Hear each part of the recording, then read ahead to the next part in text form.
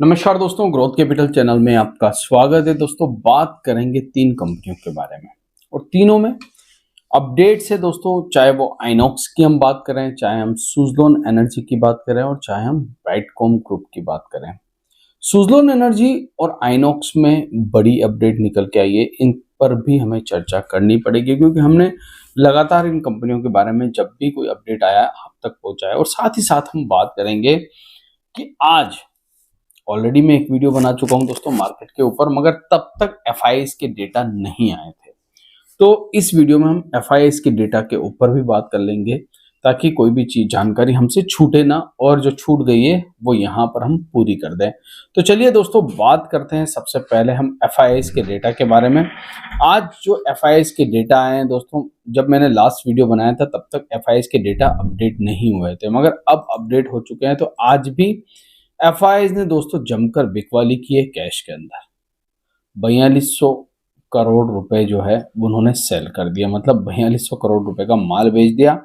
कल की तादाद में आज आपको ज्यादा ही देखने को मिलेगा। 3500 करोड़ कल बेचे थे, आज 4200 करोड़ बेच दिए। हालांकि कल भी एफआईआईज ने बराबर खरीदारी करी थी, आज भी एफआईआईज ने बराबर खरीदारी करी, मगर फिर भी दोस्तों आज बाजार ऊपर था, मगर एफआईआईज फिर भी बेच रहे थे। तो ये आपको पता होना चाहिए। चलिए अब चलते हैं, सबसे पहले बात करते हैं आइनॉक्स विंड के बारे में। जी हाँ, ये कंपनी आईपीओ, जब इसका आईपीओ आया था तब से हम इसके बारे में आपको अपडेट कर रहे हैं। आज क्या नया अपडेट निकल के आया है जो हमें आपसे शेयर करना जरूरी है दोस्तों। तो चलिए, अपडेट के ऊपर दो बड़े अपडेट निकल के आए हैं। चलिए, पहला अपडेट मैं आपके सामने रख देता हूं और उसके बाद सेकंड अपडेट रखूंगा। ये एक अच्छी खबर है दोस्तों जो आइनॉक्स के ऊपर आई है। 51 मेगावाट, जी हाँ 51 मेगावाट का आइनॉक्स को एक बड़ा ऑर्डर मिला है फर्स्ट एनर्जी के द्वारा। जी हाँ, क्योंकि ये विंड एनर्जी कंपनी है दोस्तों, तो यहाँ पर इन्हें ऑर्डर्स मिलते रहते हैं और हम उसके बारे में बात करते भी रहते हैं आपके साथ। और आज भी एक अच्छा ऑर्डर मिला है जो कि फर्स्ट एनर्जी के द्वारा मिला है इनको, और ये विंड एनर्जी के लिए इन्हें मिला है। थर्मेक्स ग्रुप की ये कंपनी है और 51 मेगावाट का इन्होंने ये ऑर्डर दिया है आइनॉक्स विंड को। देखिए, एक चीज याद रखिएगा, ये जो छोटे छोटे ऑर्डर मिलते हैं ना इन कंपनियों को, जैसा हमने सुज़लोन के केस में देखा था, ये इनके लिए संजीवनी का काम करते हैं। मतलब हर एक क्वार्टर में ऑर्डर्स बुक बढ़ते रहना इन कंपनियों के लिए अच्छी बात है, क्योंकि छोटे छोटे ऑर्डर की वजह से इन कंपनियों को जो इनकी ऑर्डर बुक है वो अच्छी तरीके से बढ़ती हुई नजर आती है और इसका फायदा इन्हें बाद में होते हुए देखने को मिलता है। ये तो बात होगी दोस्तों ऑर्डर की। अब बात करते हैं इसके राइट इशू की। देखिए, जब भी कंपनी को पैसे की जरूरत होती है ना, कंपनी दो ही काम करती है। या तो वो इक्विटी के जरिए फंड जुटाती है या बैंक से लोन लेती है। अगर बैंक से लोन लेगी तो मान के चलिए 14 से 16% ब्याज देना पड़ेगा, मगर जब वो इक्विटी के जरिए पैसा उठाती है मार्केट से तो वो राइट इशू लेके आती है। अब कई बार लोग राइट इशू को समझ नहीं पाते हैं दोस्तों, मगर राइट इशू हमेशा आता है, जब भी आता है वो डिस्काउंट पर आता है। कंपनी अपनी इक्विटी देने के लिए तैयार है, मगर वो प्राइस जो होगी वो डिस्काउंट पर देगी तभी तो लोग लेंगे, क्योंकि मार्केट में जिस प्राइस पर चल रहा है उस प्राइस से तो लोग ओपन मार्केट से भी बाय कर सकते हैं। मगर याद रखिएगा, मेरी कोई बाय की सलाह नहीं है यहाँ पर। मैं एक एग्जाम्पल आपको दे रहा हूं दोस्तों कि मान लीजिए अगर कंपनी कोई कोई कंपनी है जिसका स्टॉक 100 रुपए पे ट्रेड कर रहा है और कंपनी कहती है मैं राइट इशू 100 रुपए पे लाऊंगा लाऊंगा, तो राइट इशू में फिर कौन पार्टिसिपेट करेगा? इसीलिए कंपनियां जो है राइट इशू डिस्काउंट पर लाते हैं। और यहाँ पर भी आपको जो राइट इशू की प्राइस देखने को मिल रही है वो 120 रुपए पर देखने को मिल रही है। मतलब काफी ज्यादा भारी भरकम डिस्काउंट पर ये कंपनी अपना राइट इशू लेके आ रही है। और पैसा कितना चाहिए इसको? तो पैसा जो चाहिए वो करीब करीब 1250 यानी कि 1250 करोड़ रुपए के आसपास कंपनी जो है फंड जुटाने की तैयारी में। अब आप सोचेंगे कंपनियां फंड क्यों जुटाती है? तो या तो वो अपने बिजनेस को एक्सपांड करने के लिए या एक्विजिशन करने के लिए, उसके लिए ये पैसा काम में लिया जाता है दोस्तों। तो अभी कंपनी जो है 120 रुपए की प्राइस पर अपना राइट इशू लेके आ रही है। डेट क्या है राइट इशू की? देखिए, डेट जो निकल के आ रही है वो करीब करीब 6 अगस्त। इशू ओपन हो जाएगा 6 अगस्त को। Last date of right issue submission जो है वो 14 अगस्त है। लास्ट डेट ऑफ मार्केट जो है राइट इशू वो 19 अगस्त है और इशू क्लोज हो जाएगा 20 तारीख के दिन। देखिए अब इसमें एक बहुत बड़ी बात होती है, ये जो राइट इशू वाले स्टॉक होते हैं ना, जिसमें आप पार्टिसिपेट करते हो मान लो, तो ये कुछ दिनों तक आपके अकाउंट में आते हैं, उसमें समय लगता है।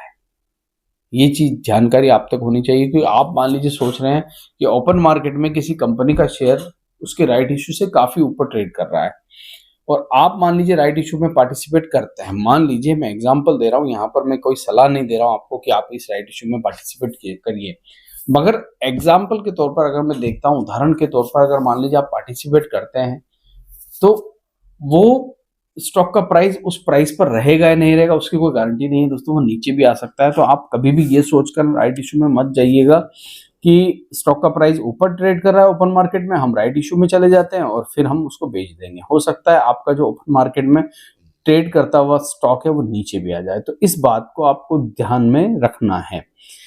अब बात करते हैं दोस्तों सुज़लोन के बारे में। सुज़लोन के ऊपर भी एक बड़ी अपडेट निकल के आ रही है। आपको याद होगा सुज़लोन ने कुछ समय पहले एक पिटीशन दायर की थी हाई कोर्ट के अंदर। कि क्यों दायर की थी दोस्तों हाई कोर्ट के अंदर, तो उसकी एक अहम वजह थी। यहां पर सेंटर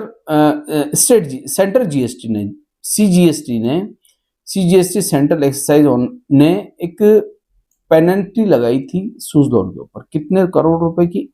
1,18,39,40,000 रुपए की। दोस्तों ये कोर्ट गया था मद्रास हाई कोर्ट के अंदर। जी हाँ, ऑनरेबल मद्रास हाई कोर्ट के अंदर ये कोर्ट में गया था और यहाँ पर 22 तारीख को एक डिसीजन आता हुआ नजर आ रहा है और उसके अंदर जो है इस फैसले को रद्द कर दिया गया है जो कि सीजीएसटी ने लिया था 1,18,00,000 की पेनल्टी सुज़लोन पर लगाने का। तो यहाँ पर सुज़लोन एनर्जी के पक्ष में फैसला आया है। काफी अच्छी बात है दोस्तों कि सुज़लोन एनर्जी हाई कोर्ट में अपना केस जीत गया। अब लास्ट एंड फाइनल बात करते हैं दोस्तों ब्राइटकॉम ग्रुप के बारे में। बात करना इसलिए जरूरी है दोस्तों कि अभी भी हमने देखा जब से लिस्टिंग हुआ है तब से जो है यहाँ पर कुछ ठीक नहीं चल रहा है, मगर एक चीज याद रखिए, लिस्टिंग की प्राइस जो थी वो काफी हाई पर थी और यही वजह है कि यहाँ पर डिलीवरी परसेंटेज बहुत कम आ रहा है। लोअर सर्किट में आपको देखने को मिल रहा है। आज भी जो ट्रेड हुई है क्वांटिटी वो बहुत कम हुई है। 6,61,000 शेयर जो है ओनली ट्रेड हुए हैं एनएससी के ऊपर और बीएससी पर अगर हम जाएं तो 8,97,000, मतलब अभी भी डर जैसा माहौल बना हुआ है। हालांकि बीच में बहुत बड़ी क्वांटिटी जो है डिलीवरी में गई थी, मगर ये जो lower circuit daily to daily लग रहा है इससे काफी लोग डरे और सहमे हैं।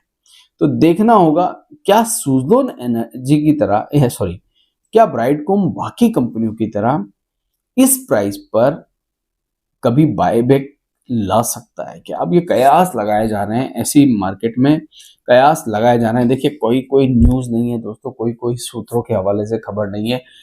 ये जो भी मैं बता रहा हूं आपको ब्राइटकॉम के बारे में, ये कोई भी खबर नहीं है, याद रखना।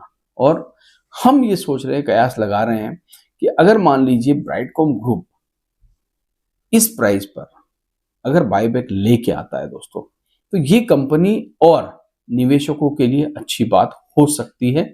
अगर ऐसा फैसला ब्राइटकॉम लेता है तो जरूरी नहीं वो लेगा, कोई खबर नहीं है, कहीं से कोई रूमर्स नहीं। आप ये सोच रहे होंगे कि मैं जो है कोई खबर बता रहा हूं, नहीं, ऐसी कोई खबर नहीं है दोस्तों।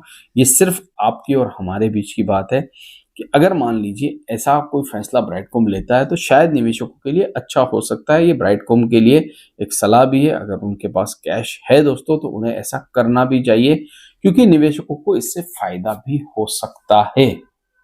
किसी भी स्टॉक में कोई बाय सेल रिकमेंडेशन नहीं है, याद रखिएगा। और ये वीडियो जो है हमने सिर्फ और सिर्फ इंफॉर्मेशन एजुकेशन पर्पस के लिए बनाया है। आपको कोई सलाह नहीं दे रहे हैं आप बाय सेल की, और किसी प्रकार से आपको हमेशा जो है अपने फाइनेंशियल एडवाइजर से डिस्कस करने के बाद ही स्टॉक मार्केट में निवेश के बारे में सोचना चाहिए। टेलीग्राम का लिंक डिस्क्रिप्शन बॉक्स में है, वहां जाकर जरूर जुड़िएगा। Thank you.